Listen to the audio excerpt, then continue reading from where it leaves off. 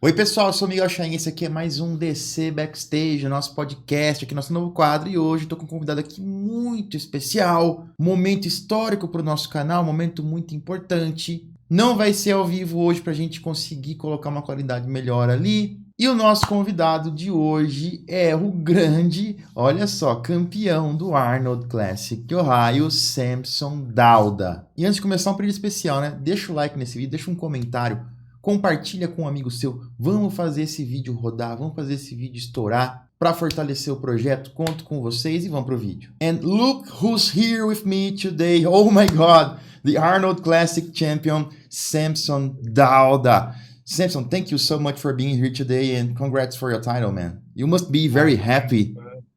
Thank you very much, man. You see, I think that's something I'm gonna have to get used to, being called the Arnold Classic Champion, because this one is it's very, very shocked to me, man. It's very new to me, and I couldn't be more happier. It's something that I dream of one day, and now that it's happened, it's surreal, man. It feels special. It really does, and it was going to take a while for me to really understand and get used to it.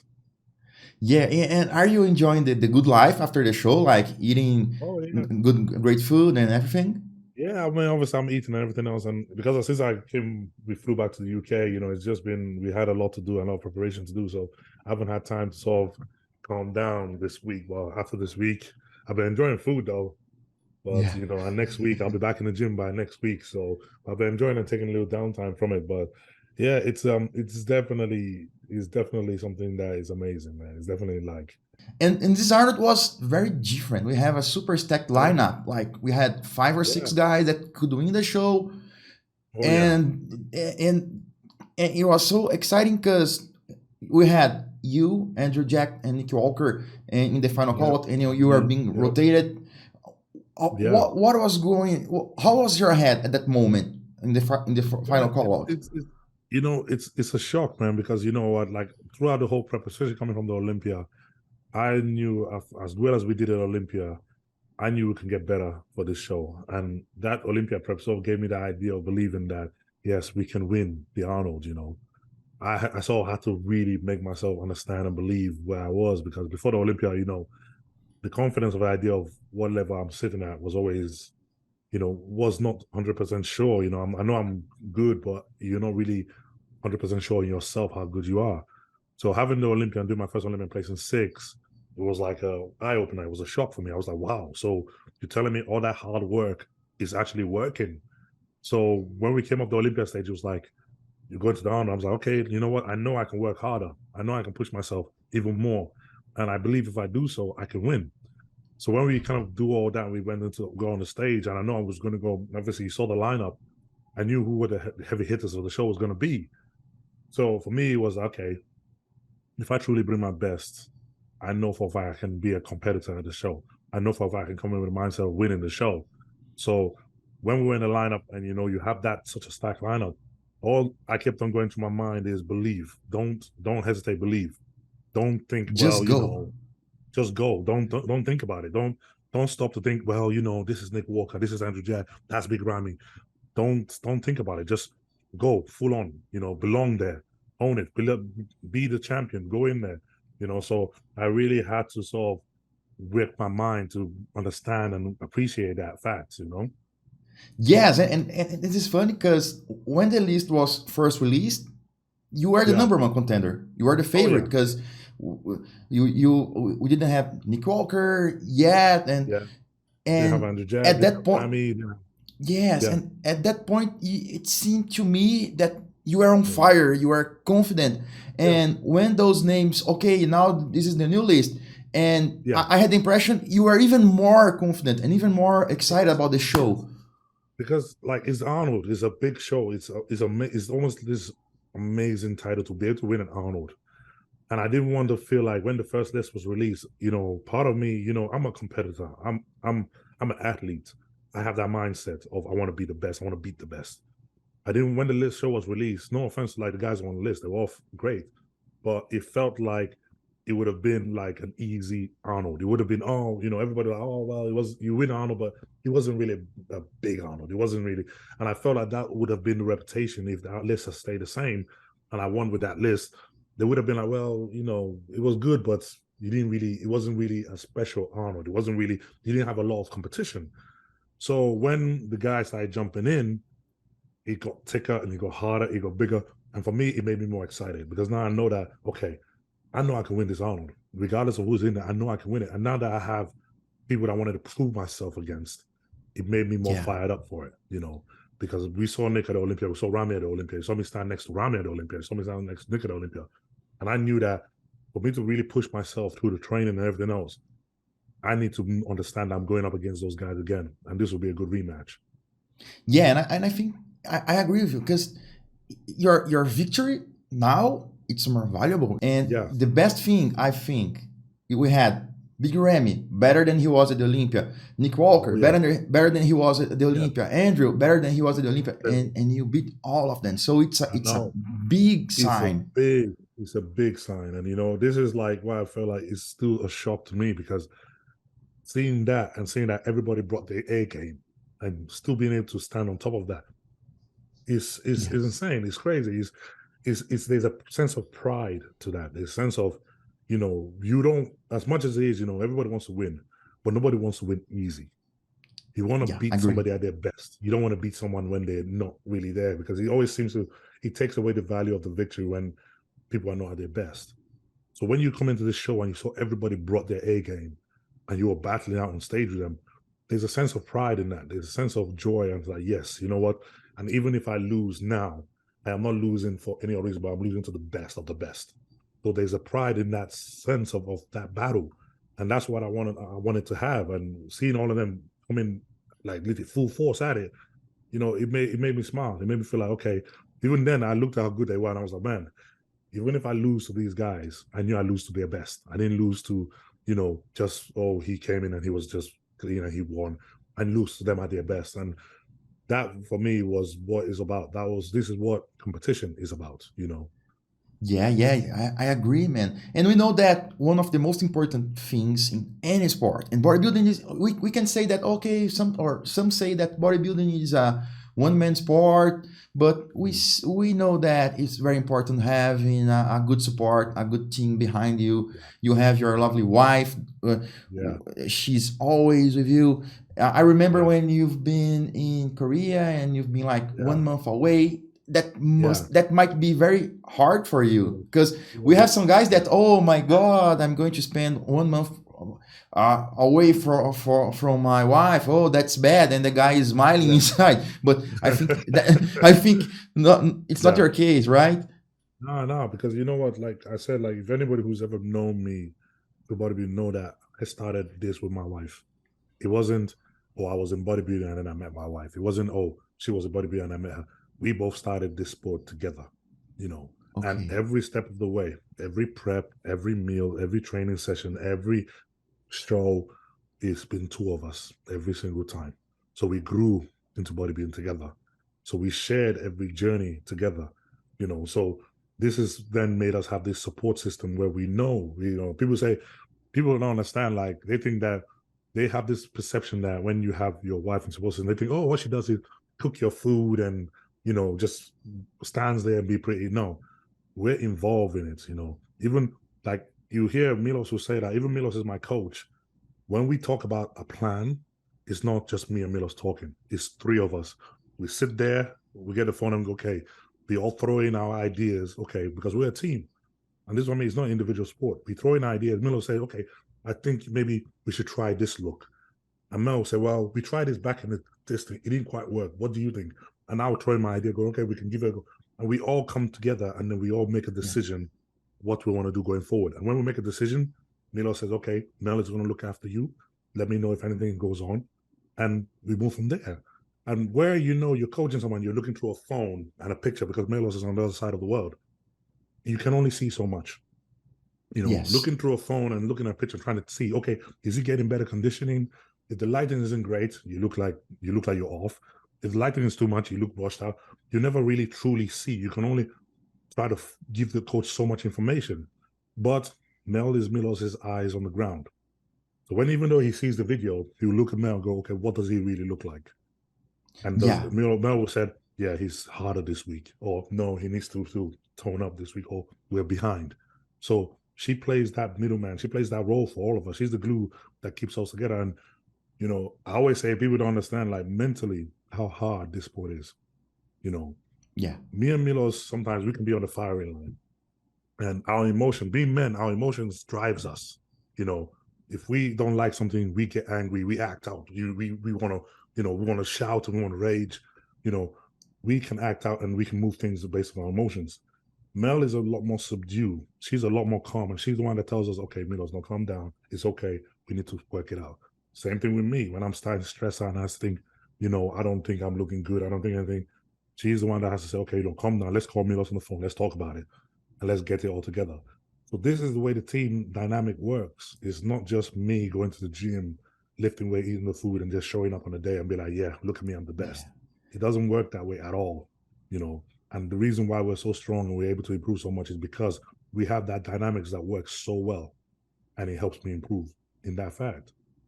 That's great, man. Because sometimes you had a wife or a girlfriend, and the girl is she understands, but she's always okay. You are great. You are great. You look good, and yeah, it's not the best case. No.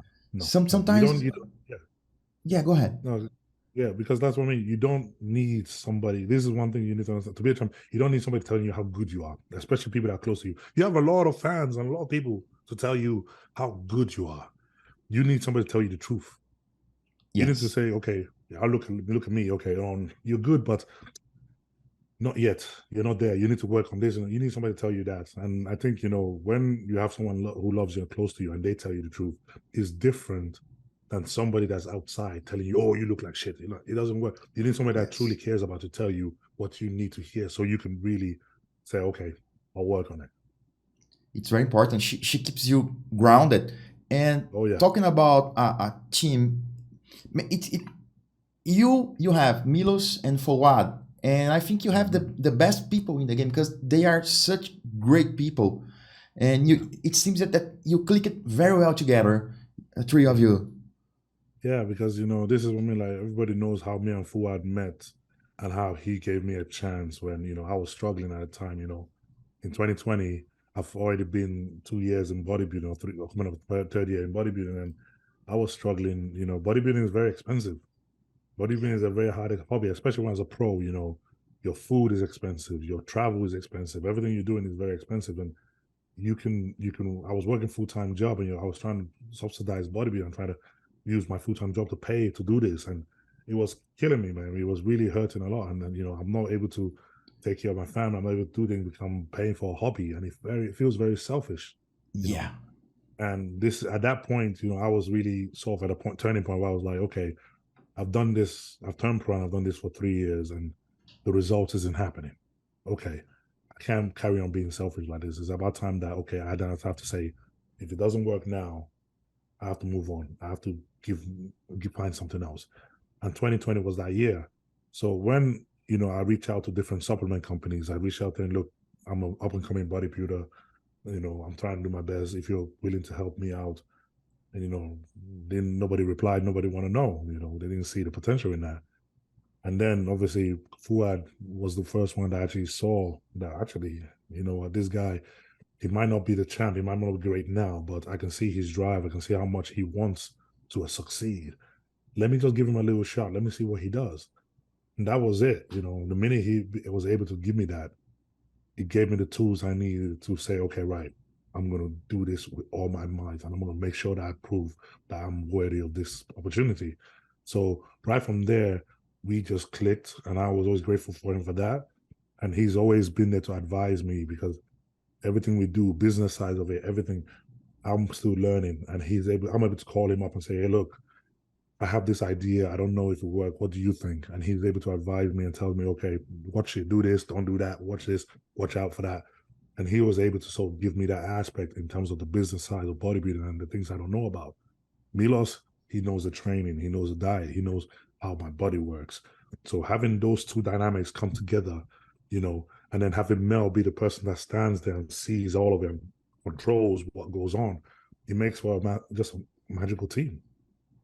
Yes, and I like the way Fuad works because I think he has the vision. He Okay. helps people and he knows how to look at people and okay, Yeah. this guy is going to work. So he's doing Yeah. a great job. And but coming back to you and coming back Yeah. to Arnold Classic, you look at Yeah. bigger, you look at leaner. What did you Yeah. do differently? What have you changed from the Olympia to the Arnold? So, you know, with Arnold, even with Olympia, we knew that when we were dieting, one thing with me, with every show we've ever done, if we go back to like 2021, when I did the Arnold UK, and then went off to do a show in Italy, and then I did a show in Egypt, and then I did the Okay. Prague Pro, and then, you know, I did Romania. What we noticed with my show is the first show of the year, I'm never truly at my best. You know, no matter how hard we tend to diet and everything else, I never really hit 100%. It's always the second show, the third show, my body then clicks and that raw condition comes out. And what tends to happen is I get more condition, but I don't lose muscle. So Okay. the Olympia was exactly what happened there. So when we did the Olympia, I knew that, okay, we are going to be good and we're going to be a great package. And we had new size and new muscle and everything else. But I also knew being on prep after that for a longer time, you're going to see better package for the Arnold because it's still, the prep is still carrying on. So what we basically seen was from the Olympia to the Arnold, my body just carried on getting tighter and better, and I don't lose muscle. So what you tend to see is now the package then looks a lot more freakish, a lot better condition, but the muscles are still there, and we Yeah. wanted to make sure that happened. So when we came to the Arnold, it was like, oh, what happened? And you know, that dynamics then show because I said it right after the Olympia. I mean, I told people I was like, look, if you think I was good at the Olympia, wait until the Arnold, you're going to see something special. And everybody thought, you know, bodybuilders always say, oh, I'm going to be better. Nobody believes. Everybody always sounds like it's just you repeating yourself. Yes. And I said, look, go look at my history. It's always the same. I'm going to be better at the Arnold and you're going to be surprised. I'm going to shock you.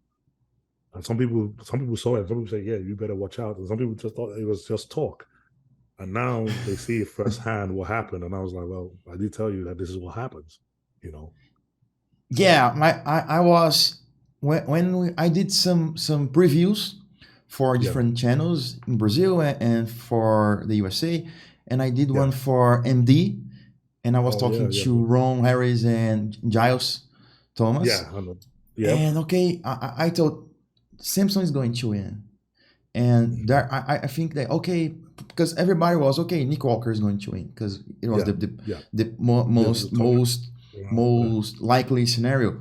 But I've been in this game like for 20 years and okay, this guy looks different. But when I saw you on stage, I was, what the hell is going on here? It was Yeah. so different, Yes, you know. full and man, Yeah, it's very, very good. And I think when you just, of course, you are working and you know you need Yeah. to improve. And when you reach Always. a few improvements, it's going Yeah. to be very hard to beat you. Yeah. Because this is the thing, like with us, every time we do a show, we don't just, even though we win, even though we don't do well, whatever, we don't just walk away and go, well, that's it, next one. We always ask for feedback. We always listen to, okay, what do we need to improve on? What needs work? What do I need to go back and graft on? And we know we came off the Olympia stage and we went to the judges and we said, look, we just did well. Great. Thank you. You know, 6th place. Wow. First Olympia. That's amazing. But we're going to be doing the Arnold soon.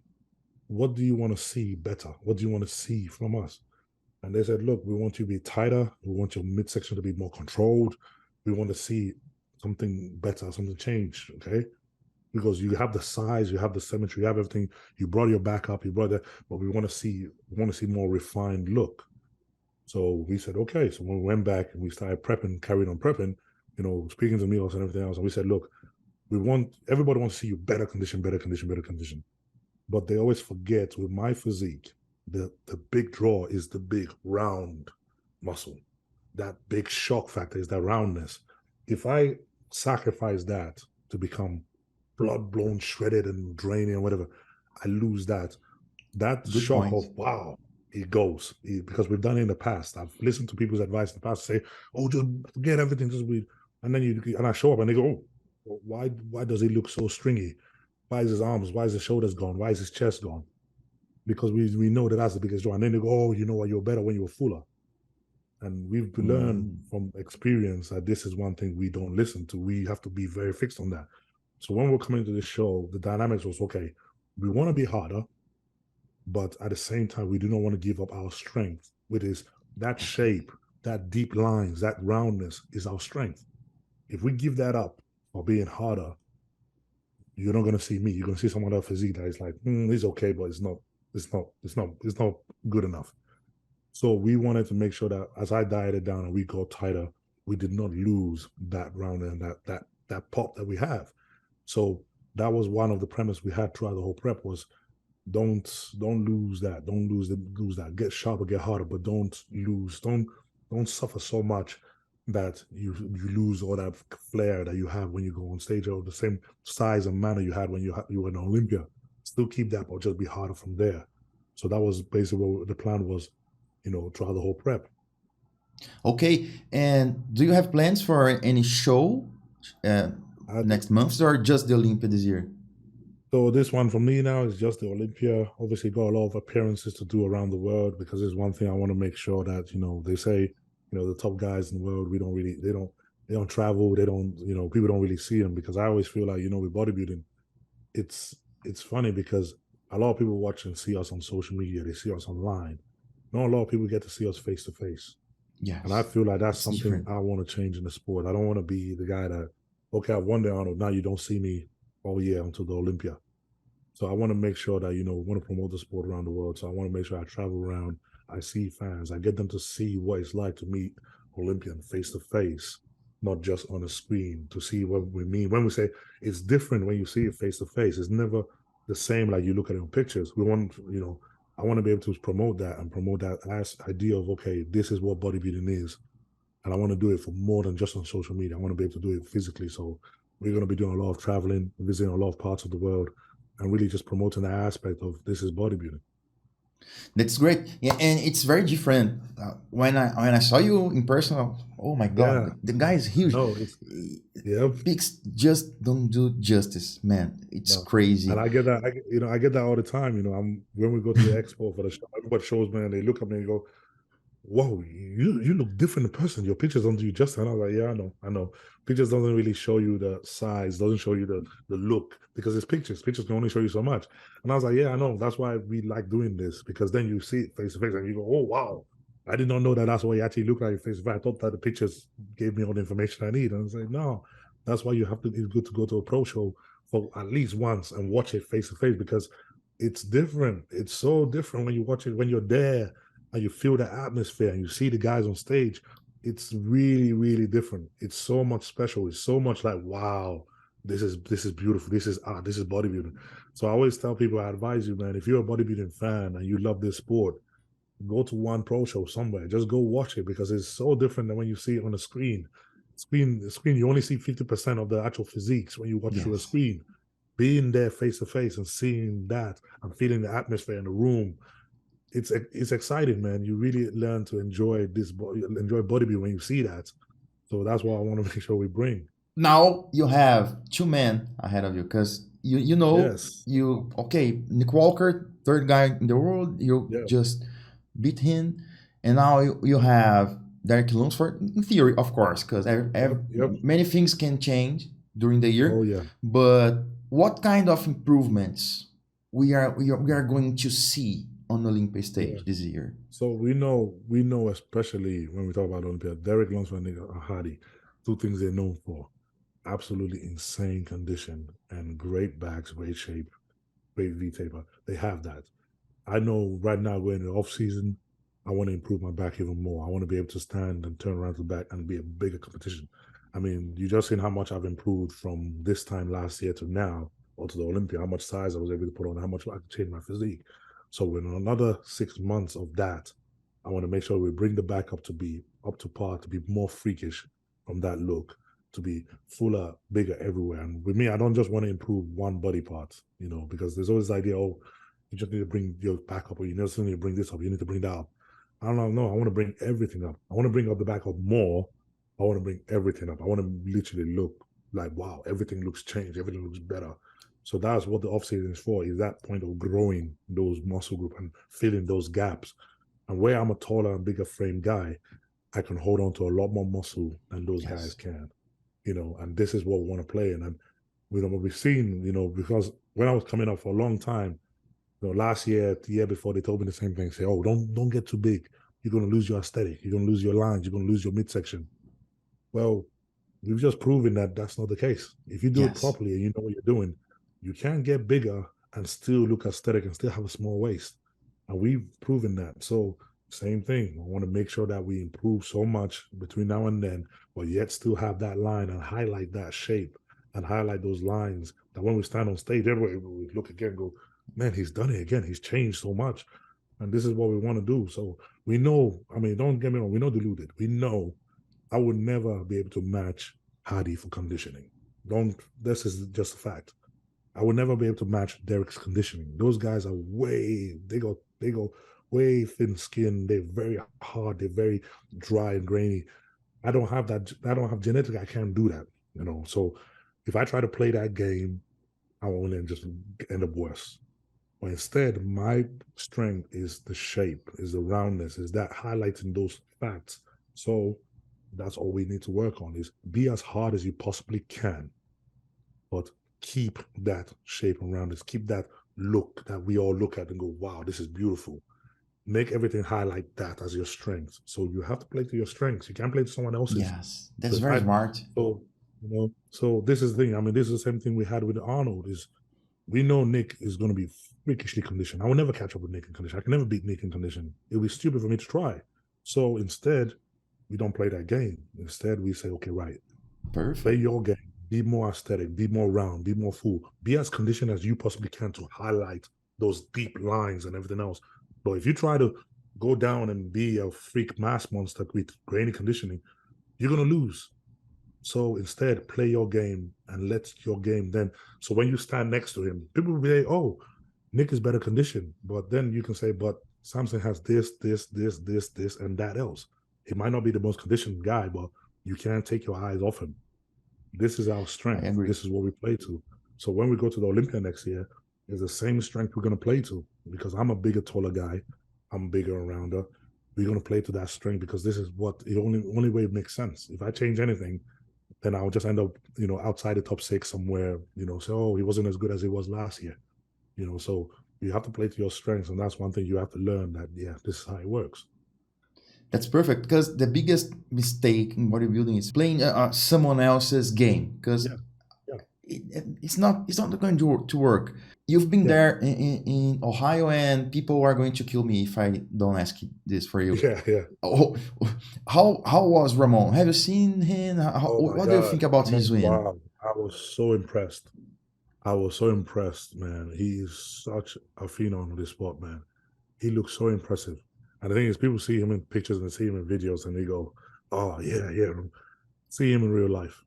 He is really something else. And honestly, I look at him and I think, man, I wish I could get that condition, man, because this guy is, he's, you don't envy a lot of things from other people, but I do envy the conditioning shape he gets into. I'm like, yeah, bro, you're killing it, because honestly, this is remarkable what you're able to do with your physique, and it shows. There's a reason why he's up there battling out for first place. There's a reason why up there with Cupom trying to challenge for that spot. And I think, you know what? He's in a position where if Chris Bumstead slips a little bit, he'll be over. So for him, I say, man, he keeps doing what he's doing because he's killing it. Great to hear that from you. And that's it for today. Samson, thank you very much again for your time. Thank you for being here. It's an honor for me. It's a very, very important and very special moment for us here in Brazil. Honestly, I've got so much fans from Brazil and so much love for Brazil, and I truly appreciate it, man. You Brazilian, you support me so well, and I want to say thank you so much. One of the reasons I want to come to Brazil this year is because I want to see the fans that so many of you are asking me, man, you got to come to Brazil, and I really want to. And I'm hoping that this year I will be down there to actually meet you guys in person. The bodybuilding scene in Brazil seems to just be crazy, man. And you know what? I absolutely love it. And I think, it was only right for me to come down there and say hello. So hopefully this year we get that chance. That's great. I think we are going to see you in Brazil very soon. Thank you very much. Esse foi o DC Backstage, aqui, especialíssimo. Eu tô entendendo nada, coitado. I'm speaking Portuguese and you're... Fine, it's a good thing. Esse foi mais um DC Backstage. Muito obrigado. Thank you, Samson, very much. E vejo vocês no próximo, pessoal. Valeu!